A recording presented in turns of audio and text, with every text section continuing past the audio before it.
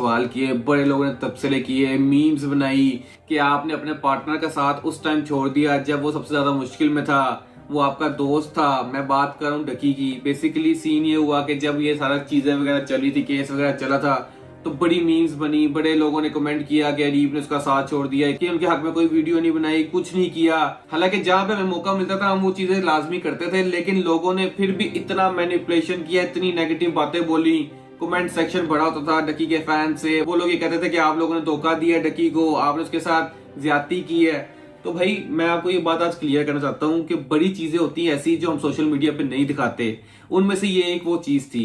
मुझे पता है और उसकी फैमिली को पता है कि हम उनके साथ कितना इन टच थे और हम लोगों ने क्या क्या उसके लिए किया है। जो बंदा सोशल मीडिया पे आके इस टाइम ये चीजें बोल रहा है कि मैंने डकी के लिए ये किया, मैंने डकी के लिए वो किया है, मैं आपको ये यकीन दिलाता हूं कि उस बंदे ने उसके लिए कुछ नहीं किया। कुछ भी नहीं। जाहिर सी बात है, जो बंदा अपने मुंह से आके बोले कि मैंने उसके लिए ये किया है वो किया है, तो उसने कुछ नहीं किया होता। इस वजह से हमने कभी जिंदगी में कुछ नहीं बोला कि हमने उसके लिए ये किया है या हमने उसके लिए कुछ किया है, क्योंकि हमारा मकसद ये नहीं था कि हम सोशल मीडिया पे लोगों को दिखाएं कि हमने उसके लिए क्या किया है, सिंपैथी गेन करें। भाई वो हमारा दोस्त था, हमारा भाई था, हमारा बिजनेस पार्टनर था। हमें पता है कि हमने उसके लिए क्या करना है। वो उसके लिए हमें कोई जस्टिफिकेशन, कोई वीडियो बनाने की जरूरत नहीं है। हम जो करते थे वो दिल से करते थे। किसी वीडियो की आड़ में, किसी व्यूज की खातिर इस तरह की कोई चीज नहीं होती थी। हालांकि सोशल मीडिया पे ये चीजें इतनी ज्यादा हो गई थी कि इकरा कंवल तो उसको अपना भाई बोलती थी। तो कैसी बहन है जो भाई का साथ छोड़ गई, इतना दिल को दुखता था। मैं आपको बता नहीं सकती कि जिस तरह से, जिस पेन से उनकी फैमिली उस वक्त गुजर रही थी, हम भी उसी पेन से गुजर रहे थे। हम लोगों ने एक फोर्स स्टार्ट किया था, आप लोगों को पता है कि वो हम चारों ने मिलकर स्टार्ट किया था, और एकदम से जो है वो चीजें बहुत मेस्ड अप हो गई। हर चीज जो है वो सोशल मीडिया पे लाने के लिए नहीं होती। आपकी किसी के लिए जो इमोशंस होते हैं, किसी के लिए जो दुआएं होती हैं, किसी के लिए जो आपकी जो एफर्ट्स होती है, वो सोशल मीडिया पे जाहिर है अगर हम किसी के लिए कुछ कर रहे हैं या किसी के साथ इन टच हैं, तो वो हम वीडियोस में बना बना के लोगों को दिखा दिखा के या जस्टिफिकेशन दे दे के तो नहीं कर रहे होते। हमारा उनके साथ क्या रिलेशन है, क्या ताल्लुक रहा है, उनकी अम्मी के साथ हमारी कितनी बातचीत रही है, रूप के साथ मैं फुल टाइम कनेक्टेड रही हूँ। यानी कि ये सिर्फ उनको पता है या हमें पता है, ये आप लोगों को नहीं पता, क्योंकि हमने कभी ये चीजें, मुझे लगता है कि जब रिश्ता होता है, रिलेशनशिप होता है, तो उसमें दिखावा नहीं होना चाहिए। उसमें जब तक बंदा मुश्किल में है ना, आप भी तब तक उसके साथ रहो, उसकी जिंदगी में जहां जहां उसको आपकी जरूरत है आप उसका साथ दो। ना कि ये कि वीडियोस की आड़ में कि भाई मैं ये भी कर दूंगा, मैं वो भी कर दूंगा, आज मैंने फलाने पे तबसरा शुरू कर दिया। लोगों के पास ना जब टॉपिक नहीं होता तो वो इस तरह के टॉपिक्स उठा उठा के लोगों की पर्सनल जिंदगियों के बारे में अपने से बातें बना बना के जो है वो आके बोल रहे होते हैं, जो कि नहीं ठीक। यार इस टाइम जो दुश्मन भी होता है ना, वो एहसास कर लेता है कि यार बंदा मुश्किल में, तो मुझे कोई गलत बात नहीं बोलनी चाहिए। लेकिन उसके दोस्तों ने भी, ऐसे ऐसे लोग हैं जो उसके साथ उठते बैठते थे, उन लोगों ने भी गलत बातें की है, कोई बात जाने बगैर, ठीक है। और हम लोगों ने इसके ऊपर कमेंट इसलिए पास नहीं किया क्योंकि हम लोग कोई जेस्चर नहीं देना चाहते थे कि हमने किसी वजह से कोई हमें उससे मुफाद है या हमने किसी दिल से उसके साथ कुछ नहीं कर रहे। और आज भी ये बात करने की जो वजह है ना, वो ये है कि हम लोग गए थे कराची। लोगों ने इतने कमेंट किए कि आप कराची चले गए, लेकिन आपका दोस्त, आपका बिजनेस पार्टनर, आपका भाई जो जेल से छूट के आया है, आप उसको मिलने नहीं गए।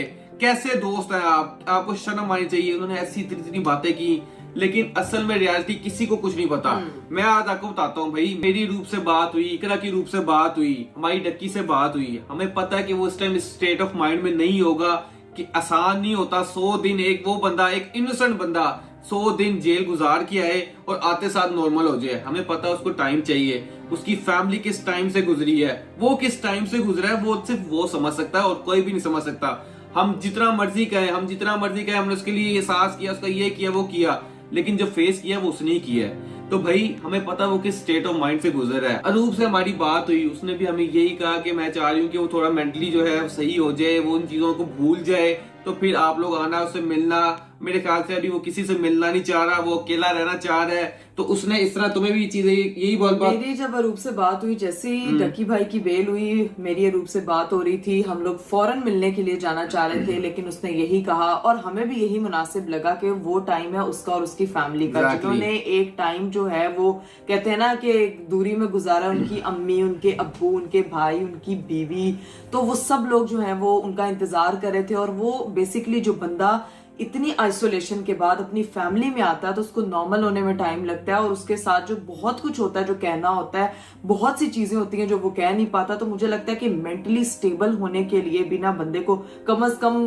पता नहीं, मैं अंदाजा नहीं लगा सकती वो किस ट्रॉमा से गुजरा, क्या क्या उनके मसाइल रहे होंगे। जिस बंदे ने कभी सारी जिंदगी ऐसी चीज देखी नहीं है, जिसका उसको एक कमरे में रहना पड़े, जेल में गुजारना पड़े, जेल का खाना खाना पड़े, वो बेचारा इतना कमजोर हो गया, इतनी चीजें हो गई, उसको सब कुछ फेस करना पड़े, उसके लिए क्या आसान है कि वो आएगा और सबसे नॉर्मली मिलने लग जाएगा। भाई ये बातें इंसान को खुद सोचनी चाहिए। ये वैसे भी नॉन एथिकल तो है। लोग कमेंट करना शुरू कर देते हैं विदाउट कोई जाने बगैर, कुछ समझे बगैर कि यार कि क्या हो रहा है क्या नहीं हो रहा, और लोगों के ऊपर वो चीजें करने लग जाते हैं। ये बात करने का मकसद ही यही है कि भाई हर चीज का एक टाइम होता है, जो इंशाल्लाह वो जब सही हो जाएगा, प्रॉपर ओके हो जाएगा, तो हम लाजमी जाएंगे मिलने के लिए, क्योंकि हमें पता है कि हमने क्या किया, और हम कभी जिंदगी में नहीं बताएंगे कि हमने क्या किया। इंशाल्लाह जब वो वापस सही होके आएगा, वो इंशाल्लाह आप लोगों से खुद बात करेगा और खुद ही बताएगा जिसने किया, जिसने नहीं किया। जो क्लेम करते हैं और बातें करते हैं कि हमने ये किया वो किया, भाईजान वो सिर्फ बातें ही होती हैं।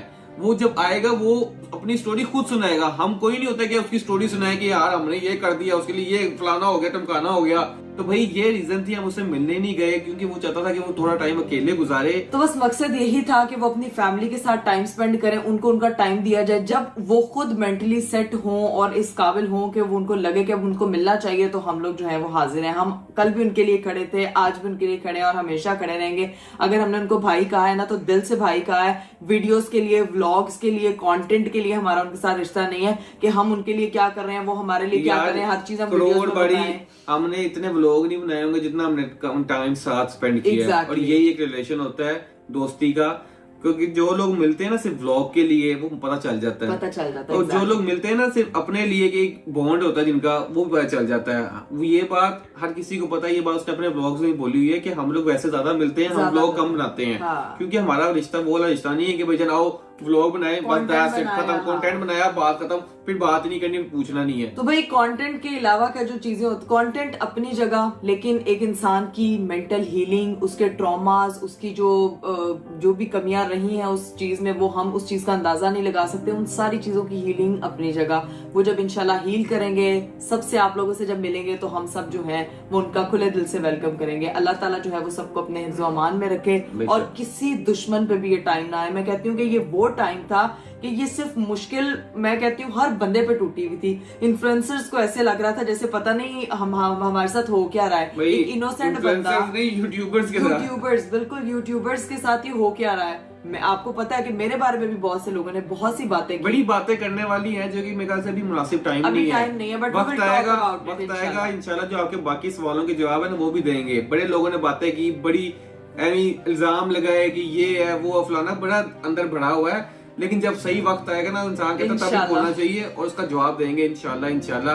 बाकी ये बात करने का मकसद ये था कि आप लोगों को बताएं, ये वजह बता दें कि हम लोग डक्की भाई से क्यों नहीं मिले। वो वजह ये नहीं है कि हम लोग कंसर्न नहीं है, वो वजह ये है कि हम उन्हीं के लिए उनसे नहीं मिले, ताकि वो ठीक रहें, हेल्दी हो, सेट हो। हमारी दुआ है, रिक्वेस्ट भी, मेरे ख्याल से वो अभी है भी नहीं अपने घर। जो मुझे पता है, मेरी नॉलेज तक बात जो है वो यही है कि शायद अपनी आउट ऑफ सिटी चला गया है, टाइम स्पेंड कर रहा है, अकेले टाइम स्पेंड करना चाह रहा है अपनी फैमिली के साथ।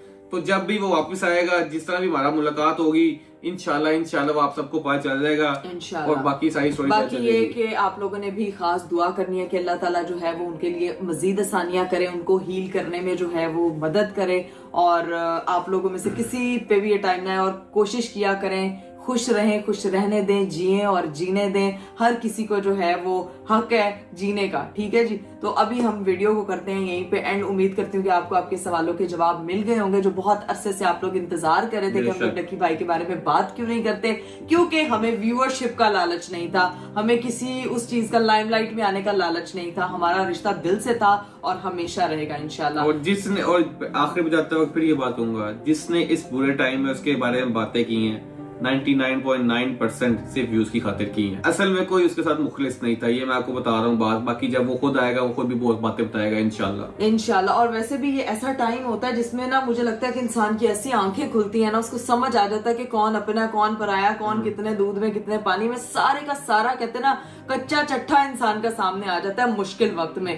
खैर, डक्की भाई की कहानी डक्की भाई ही सुनाएंगे, हम लोग जो है वो अपनी साइड आपको बता रहे हैं। तो इंशाल्लाह आप लोगों से मेरी मुलाकात होगी अगले ब्लॉग में। अपना बहुत सारा ख्याल रखिएगा, मुझे दीजिए इजाजत, अपना बहुत सारा ख्याल रखिएगा। बाय बाय, टेक केयर, अल्लाह हाफिज।